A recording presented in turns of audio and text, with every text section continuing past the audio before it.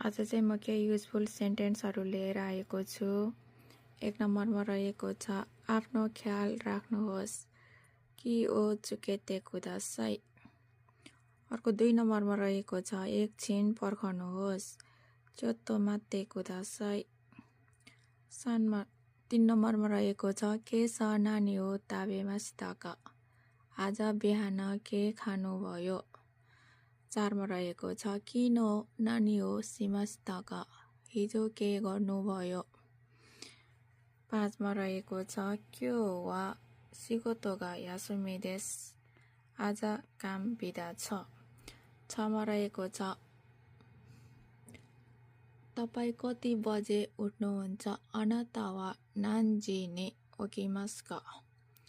7 मा रहेको छ यो घडीलाई कति रुपियाँ पर्छ कोनो तोके वा इकुरा देसु का। अर्को 8 मा रहेको छ टाउको दुखेको छ आतामा गा इताई देसु। तपाईको नाम के हो अनाता नो नामाए वा नान देसु का। 10 मा रहेको छ जापानी भाषा थोरै बुझ्छु निहोंगो गा सुकोशी वाकारिमासु। 11 मा रहेको छ तपाई कहाँ बस्नुहुन्छ अनाता वा दोको नि सुन्दे इमासु का। 12 मा रहेको छ अहिले कति बज्यो इमा नान्जी देसु का। 13 मा रहेको छ यो बाटो सिधा जानुहोस् कोनो मिची हो मासुगु इत्ते कुदासाई। 14 मा रहेको छ पानी परिरहेको छ आमे गा फुत्ते इमासु।